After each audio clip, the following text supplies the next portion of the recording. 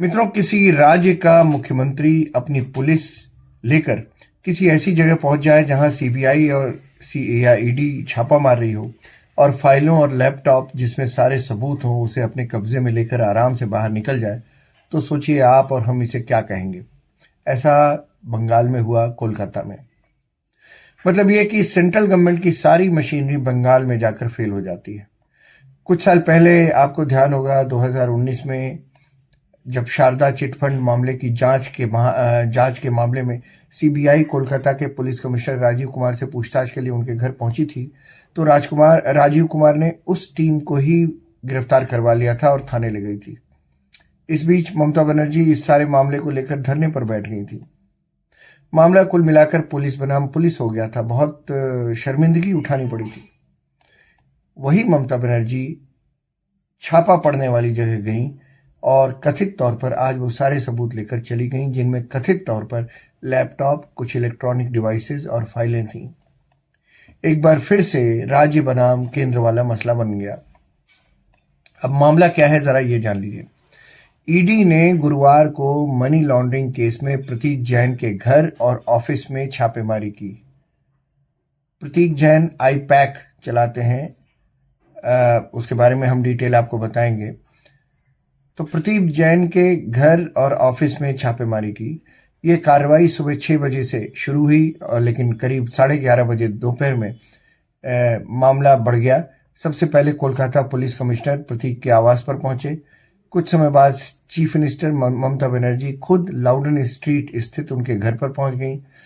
ममता कुछ देर वहां रुकी। जब बाहर निकली तो उनके हाथ में एक हरी फाइल दिखाई दी। इसके बाद वे आईपैक के ऑफिस में भी गईं। उन्होंने कहा, गृह मंत्री मेरी पार्टी के दस्तावेज उठवा रहे हैं।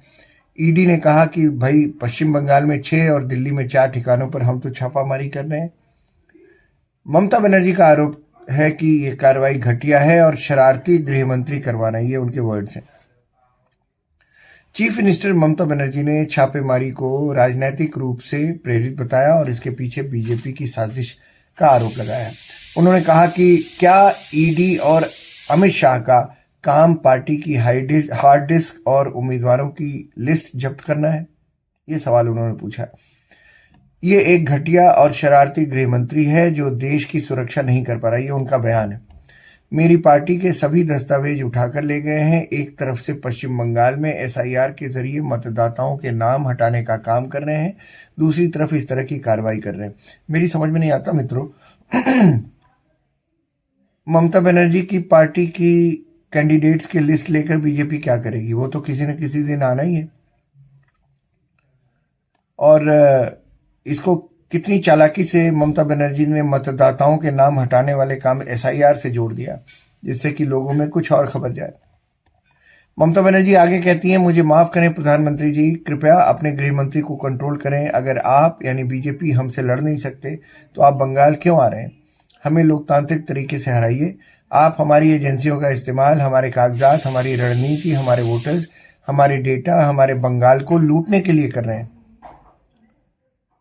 मतलब ये उन्होंने पूरी वो बात कर दी कि अगर वो हार भी जाए अगली बार तो ये कह दें कि देखो, हम तो पहले ही कह रहे थे कि उन्होंने हमें साजिशन हराया, हमारे सारे डेटा ले लिए और उस हिसाब से हमारी रणनीति जान ली और रणनीति के हिसाब से अपनी रणनीति बनाई। ममता बनर्जी आगे कहती हैं, ये सब करके आपको जितनी सीटें मिल रही थी वो घटकर 0 हो जाएंगी। अब ईडी का जवाब क्या है, ये भी देख लीजिए। ईडी कहता है कि कोलकाता में आईपैक के ठिकानों पर छापे पूरी तरह सबूतों के आधार पर किए जा रहे हैं। ये किसी राजनीतिक दल या चुनाव से जुड़ा मामला नहीं है। ये कार्रवाई हवाला, अवैध कोयला तस्करी और मनी लॉन्ड्रिंग से जुड़े हुए केस में हो रही है। ईडी ने बताया कि कार्रवाई 2020 में सीबीआई में दर्ज उस मामले से जुड़ी है जो अनूप माजी उर्फ लाला के कोयला तस्करी सिंडिकेट से जुड़ा हुआ है। आरोप है कि सिंडिकेट ने पूर्वी कोलफील्ड्स के आसनसोल और आसपास के पश्चिम बर्धमान इलाकों में कोयले की चोरी और अवैध खुदाई की। ईडी का दावा है कि कोयला तस्करी से जुड़े एक हवाला ऑपरेटर ने Indian PAC IUPAC consulting private limited IUPAC को करोड़ों रुपए के लेन देन कराए।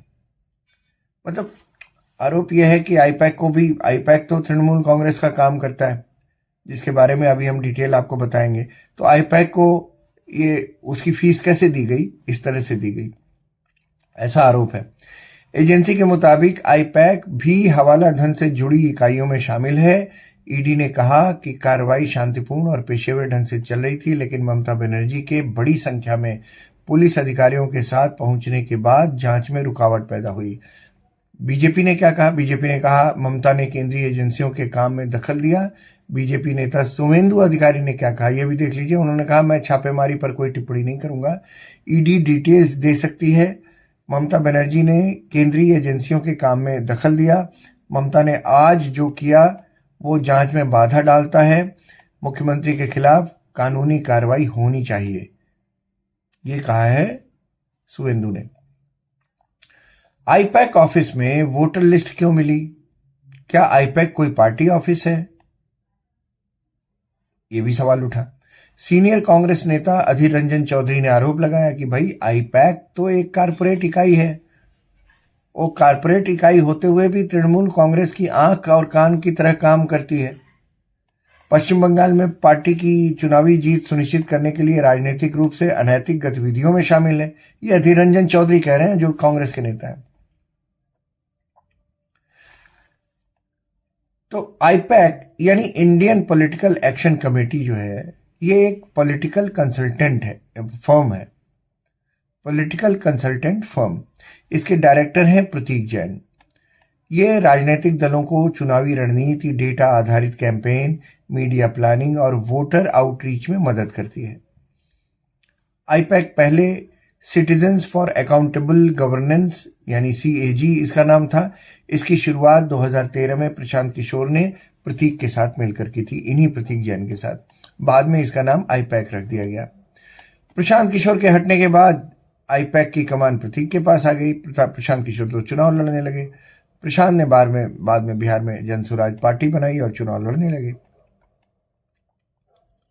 अब आईपैक जो है तृणमूल कांग्रेस से 2021 से जुड़ी है, तो इसलिए संदेह होना बहुत स्वाभाविक था। केंद्रीय जांच एजेंसी अगर जाती है किसी भी राज्य में तो वो उसे अपने काम करने देना चाहिए।